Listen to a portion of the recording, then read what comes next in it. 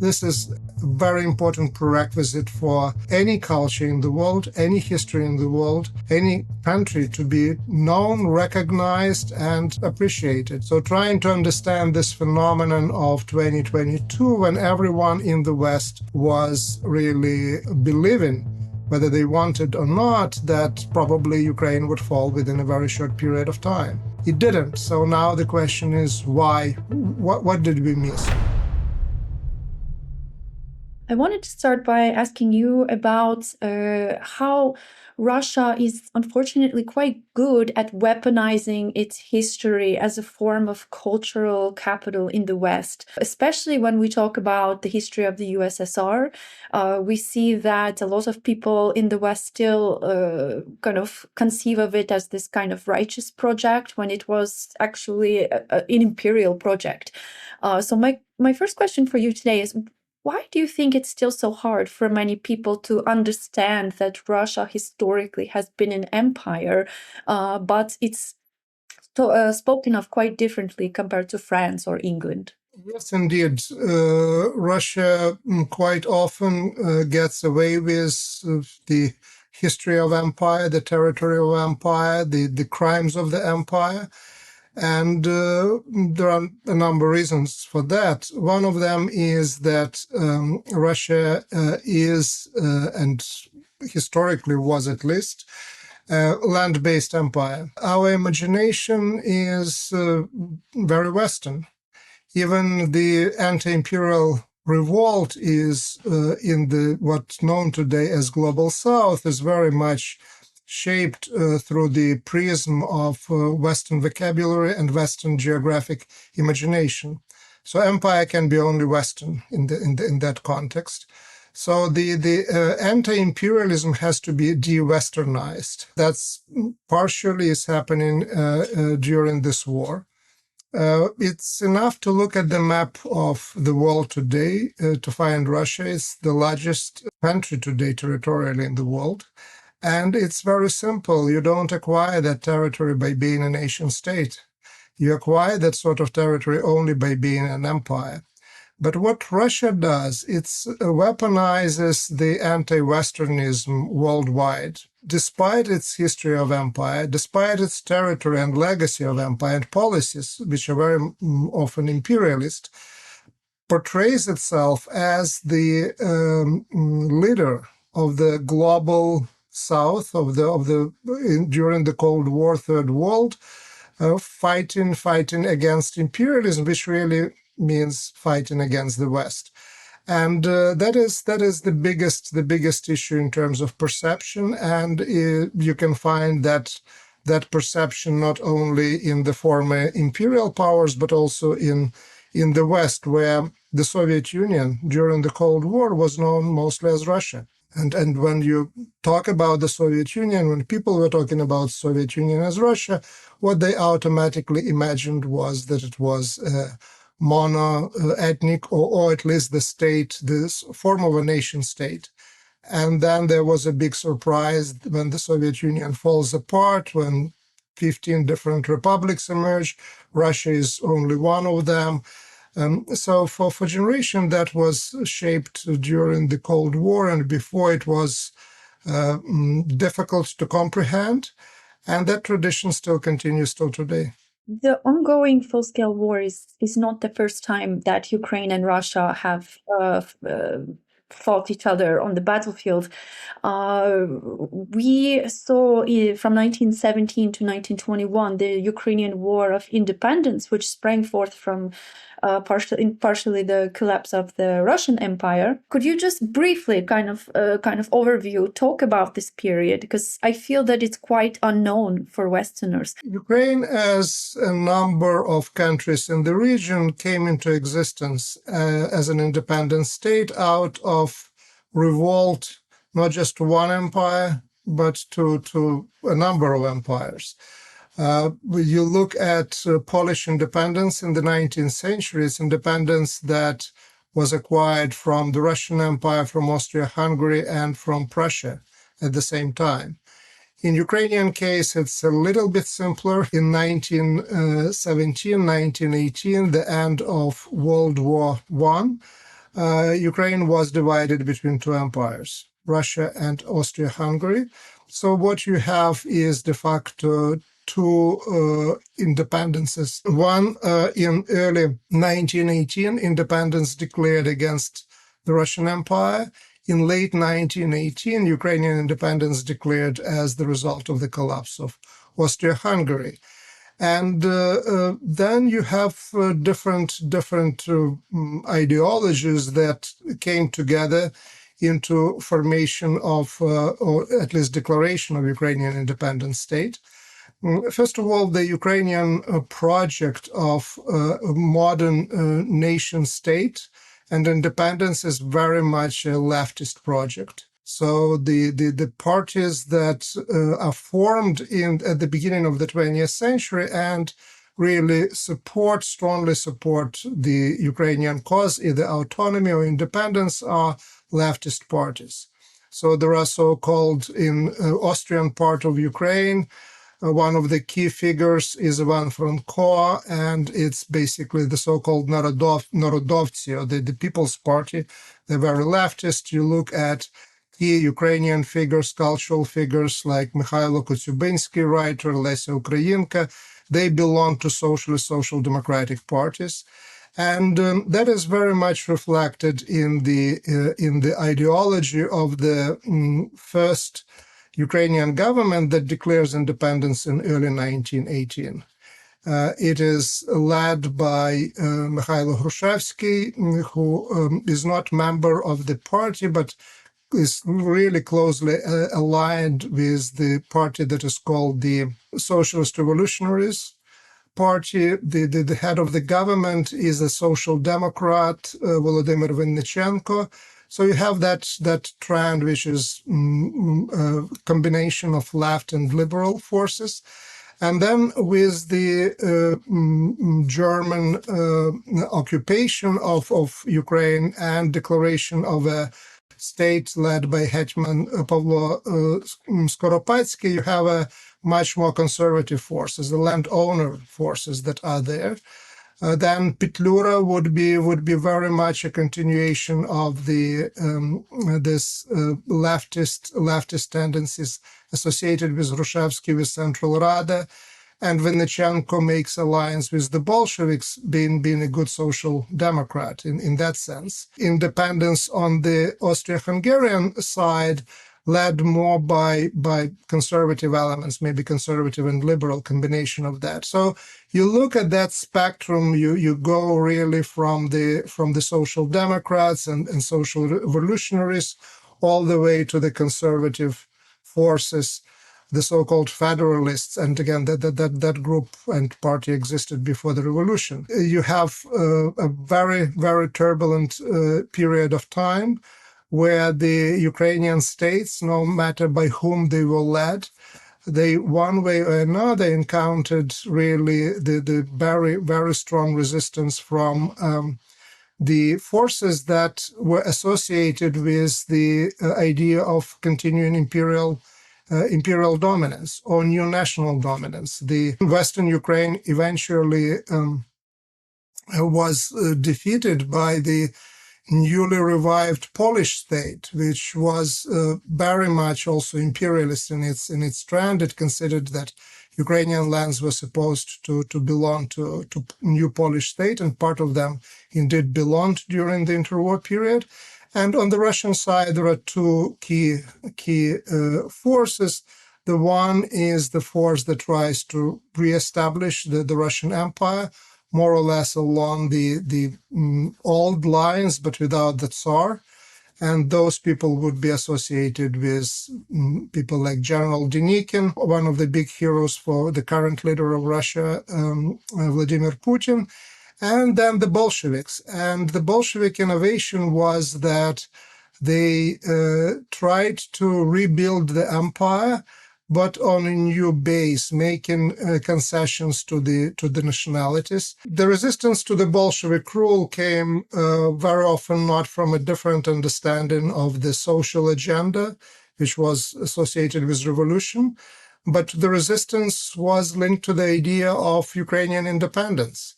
And that's why Ukraine declared independence at the time when the Bolshevik army was moving toward Kyiv. That was January of 1918.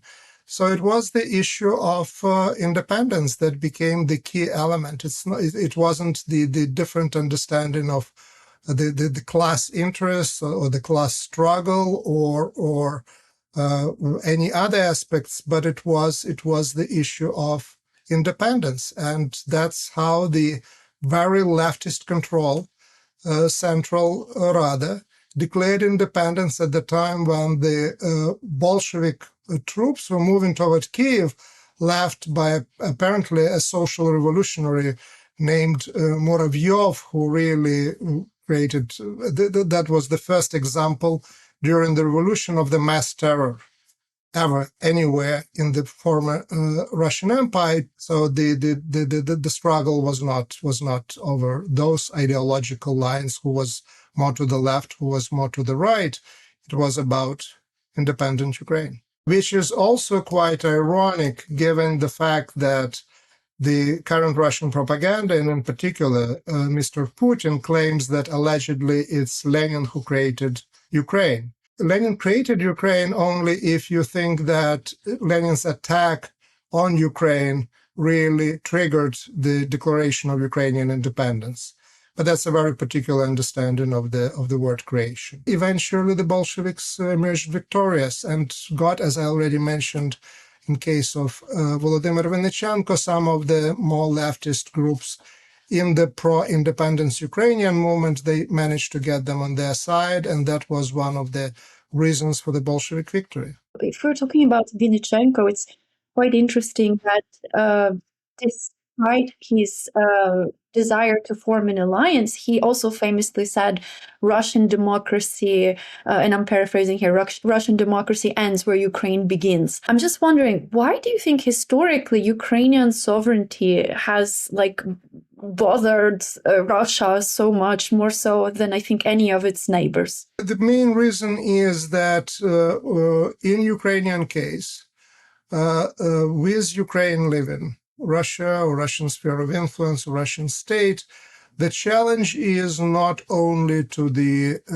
imperial nature of Russia and Russian politics, which is the case, let's say, with the Poles, with the Finns, who left Russia and quite successfully in 1917, or other groups.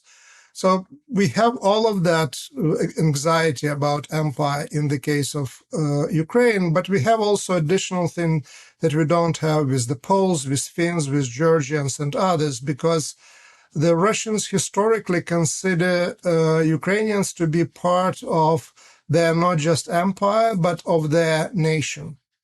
And that is the 19th century model of understanding what Russian nation is, allegedly consisting of three tribes, so-called tribes or ethnic groups: Great Russians or Russians, Little Russians or Ukrainians, and then Belarusians. In the 17th and 18th century, the Russian narrative was very much formed with the help of the intellectuals coming from the place called Kyiv, and from Kyiv Mohila Academy, from college at that time, from Kyiv and Caves Monastery, who really were in the forefront of the conceptualization, not just states, but also nations. And the first textbook, printed textbook, or book that was used as textbook of history for Russians in the 18th, 19th century was produced in Kyiv. It was called Synopsis. It put Kyiv at the center of the not just Ukrainian history, but Russian history. And that's the role that the Ukrainian intellectuals played, not just in westernization of Russia, but also in forming of the key Russian narratives, are certainly now very much catch up with us today, follow us today. And it's a very lengthy process, really, for Russians now. It's the time to come up with their own narratives and with their own historical mythology that wouldn't rely so much on the products of 17th century Kyiv. We know that Vladimir Putin really loves to go on and on about history and historical grievances of Russia, but I think it's safe to say he'd probably fail one of your history classes, yes? What Vladimir Putin is doing, he is really in many ways not just representative, but maybe a leader of that group of not just KGB officers, but also part of the Soviet elite, which were relatively young when the Soviet Union collapsed, when they decided that the communism was a bad thing, a wrong thing for Russia, and were looking for different narratives and ideologies that they could attach themselves to and that they can use as a justification for whatever policies, domestic or foreign, they had. And they found their prophet in Alexander Solzhenitsyn.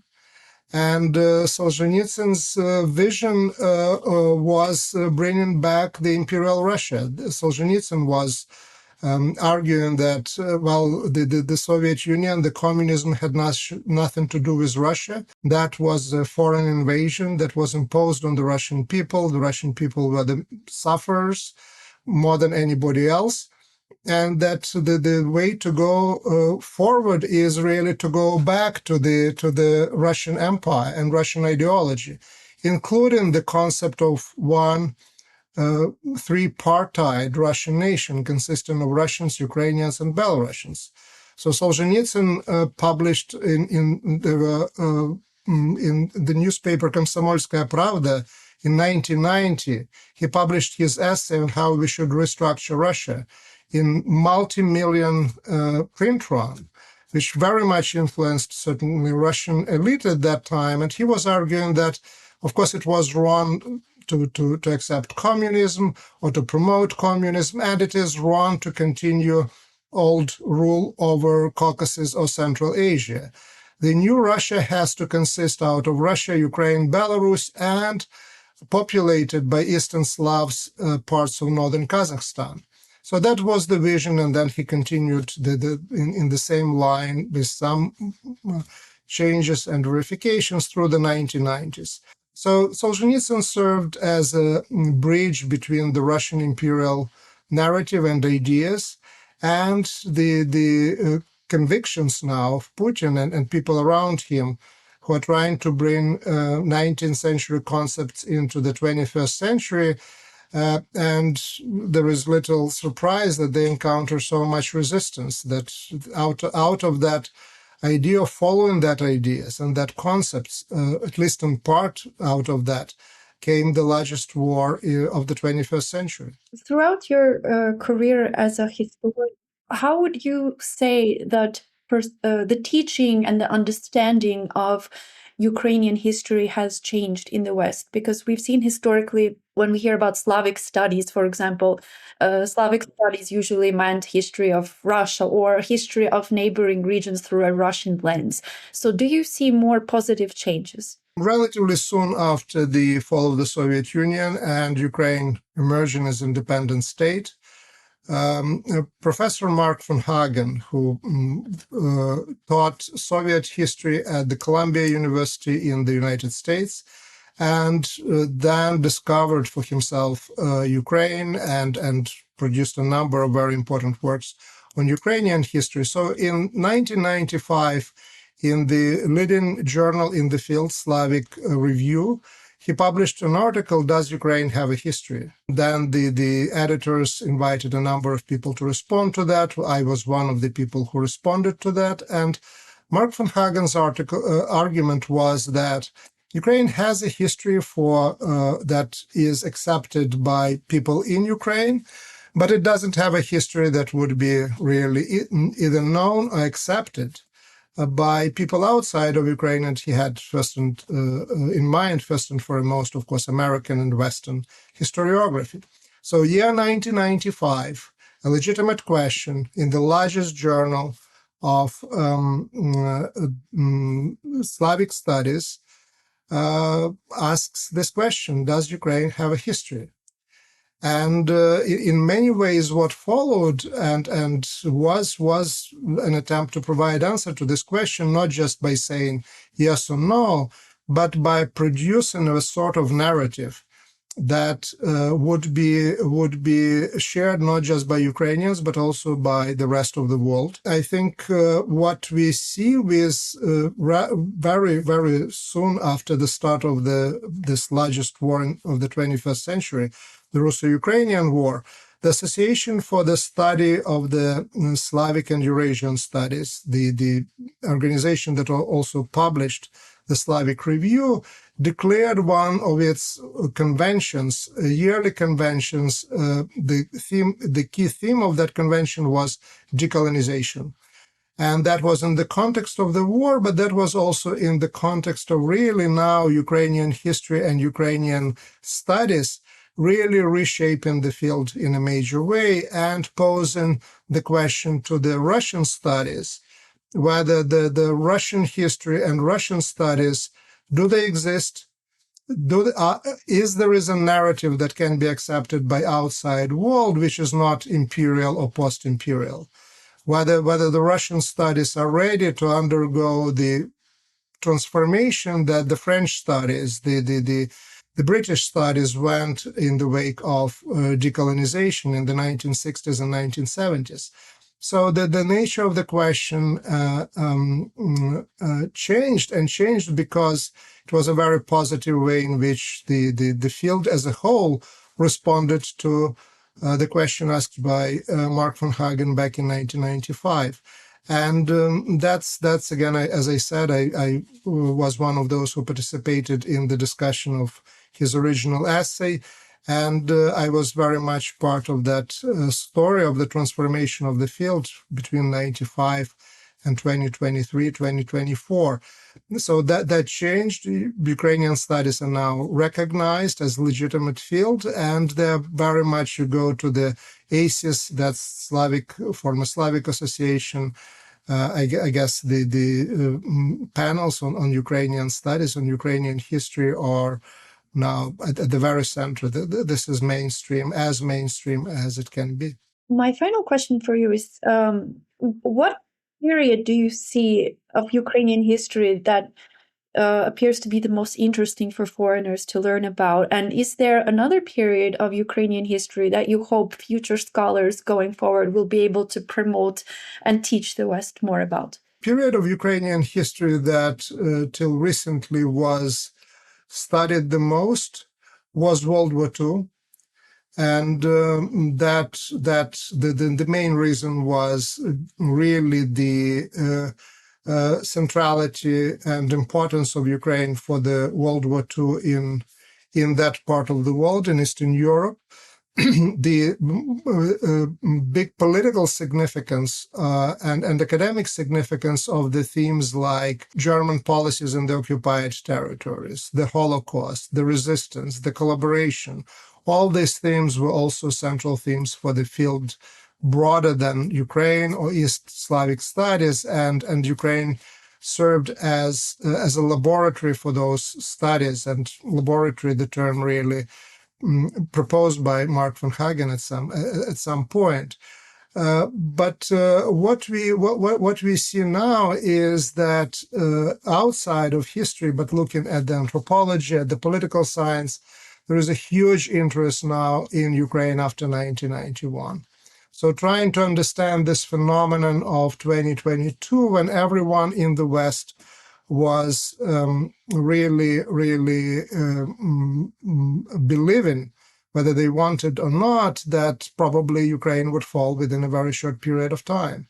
It didn't. So now the question is why? What did we miss? What the field missed in that understanding? And this research into the Ukrainian Maidans, the research into the Ukrainian society really gets now most of the attention. But the questions of the revolution that we started with, that's one of the themes that is also very much studied when it comes to history.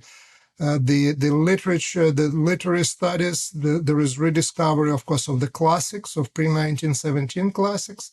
but enormous amount of attention is paid to the contemporary Ukrainian writers and their work. And the Harvard Ukrainian Research Institute, our publication program, led by Oleg Kutsuba, really is a major player in that sense, translating more and more of the works of contemporary Ukrainian authors into English. So that's the availability of the work in translation, its history, its literature, the availability of art that you can see somewhere.